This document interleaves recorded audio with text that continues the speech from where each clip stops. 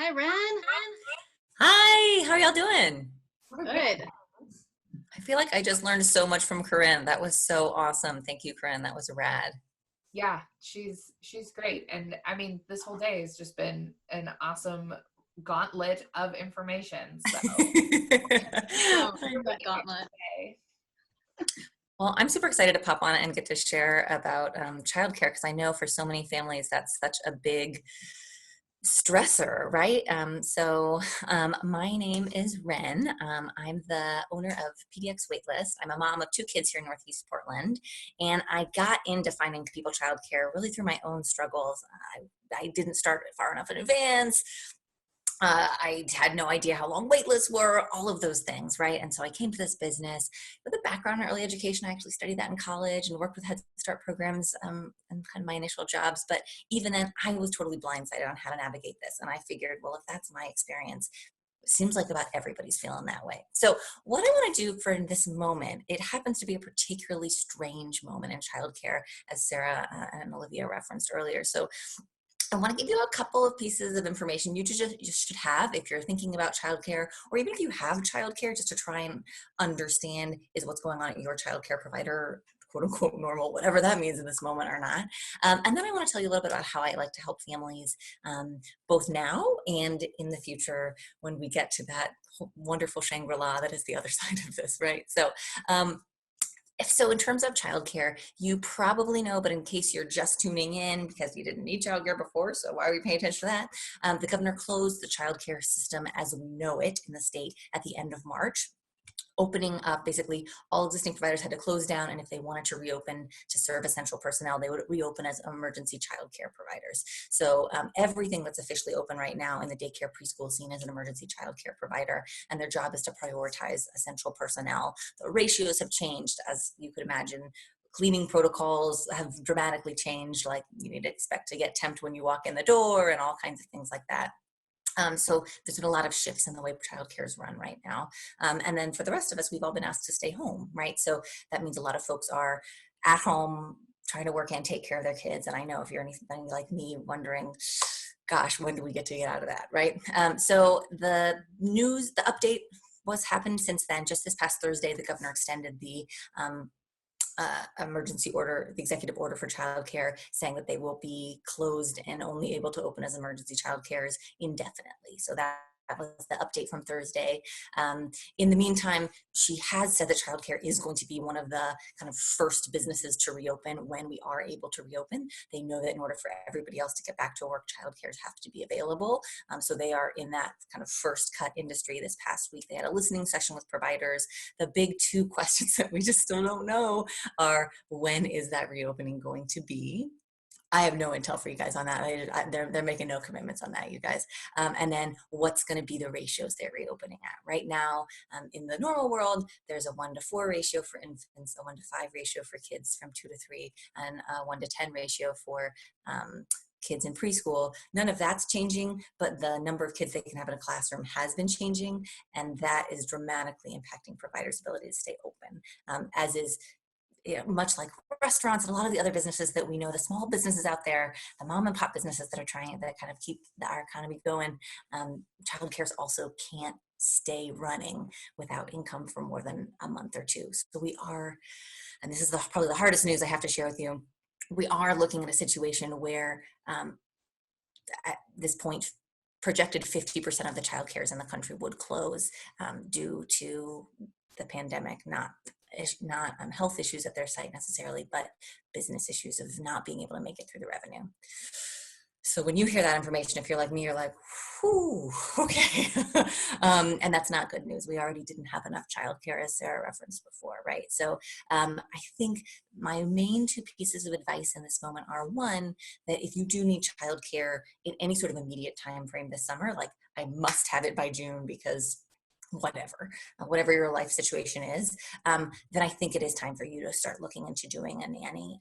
Nannies and nanny shares are not covered by the executive order. There's certainly lots of things for you and your family, and if you decide to do a nanny share, to keep in mind about how to maintain the goals of the stay-at-home order while still being exposed to a small number of other families, whether that's your nanny or nanny in another family. So there's some agreements that you want to think about, but there certainly are folks who are looking for temporary nanny jobs. There's also a number of folks who are full-time nannies who are still looking for work, or who are would normally work in a daycare, but because their daycare is closed, they need something in the meantime. So if you also normally have a daycare but it's closed and you're feeling like you can't sustain this for multiple more months, that's the option that I would look at. I think, as Sarah mentioned, I do have a package, free consult in the raffle, if you are interested in that, where I will help you navigate how you do the do-it-yourself nanny search process. So there certainly are agencies out there, and if you want to pay the $1,500 to $2,000 for them to find you something, there's tons of great agencies.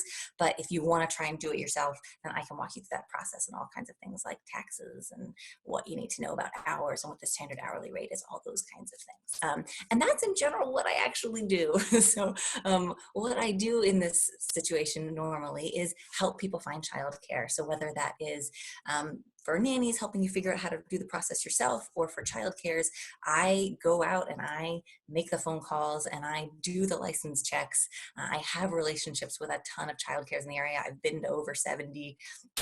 We're currently convening a group of about 50 childcare providers in the area, just so we can all stay in touch with each other about what's going on. So that is what I do, is help families and providers find each other and help families navigate the whole complicated world of, what does quality look like? How do I know if this place is any good?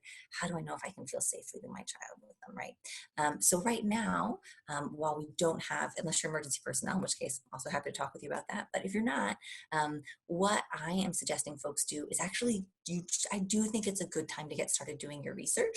Even though they aren't open up yet, a lot of childcare providers are starting to do their summer and fall enrollment, because it could happen any day now. So I think they are moving forward, especially knowing that they will be one of the first businesses to open.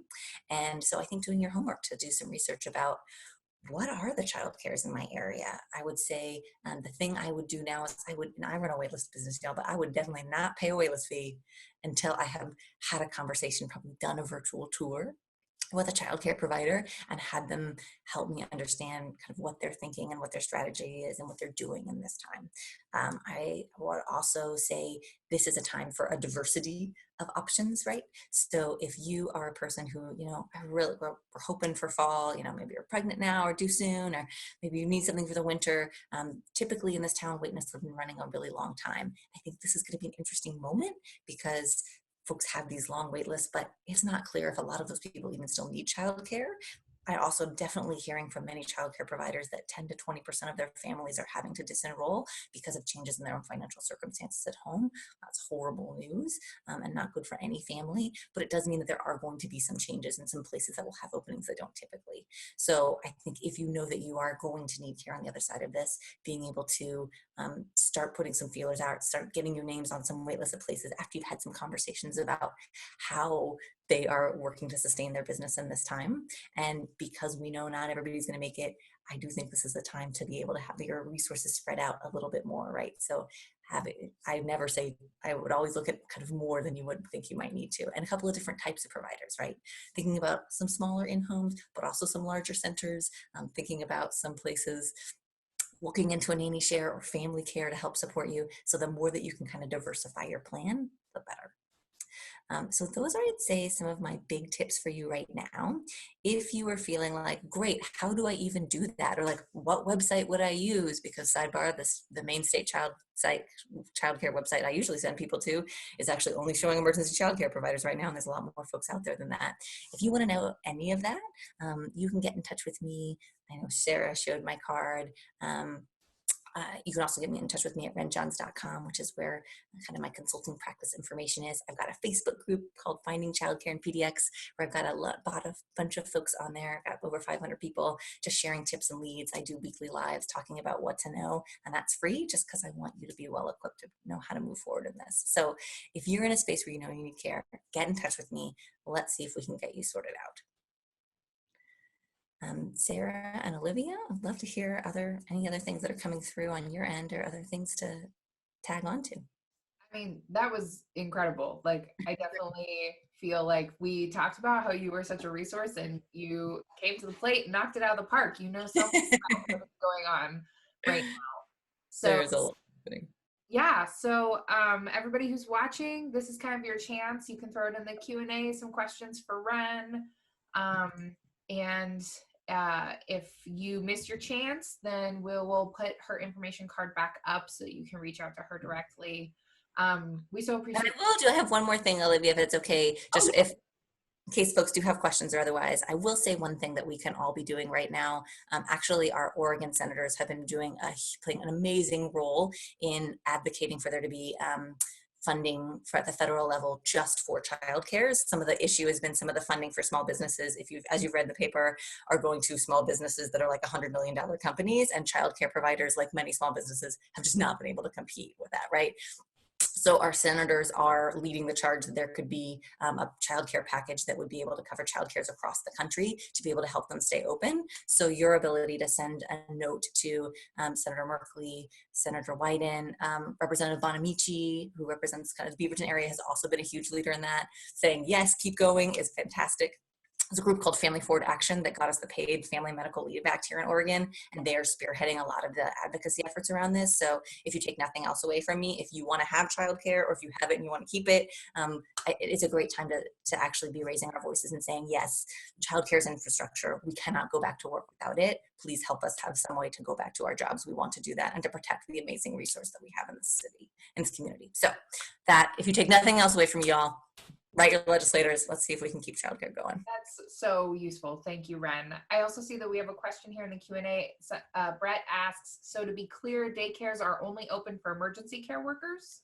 Yeah, so Brett, this is this like kind of gray area. Okay, so the official guidance is that childcares have to prioritize emergency workers. And the official guidance from the Early Learning Division, which is the state regulatory body, says unless you absolutely need childcare, you have to be staying home. Which, I mean, at one level, you're like, I mean, I wouldn't be paying for childcare if I didn't absolutely need childcare. So that's like everybody, right? So, so what I think I would say is the goal, the purpose of the stay-at-home order, right? The way that we save lives is that those of us who aren't required to be out of the building for our jobs, or not like, running operations from our house for hospitals. If that's not you, we help the community around us by staying home and keeping our kids home. However, child cares can technically, up to those ratios, take other folks as well. And because for many of them, a lot of essential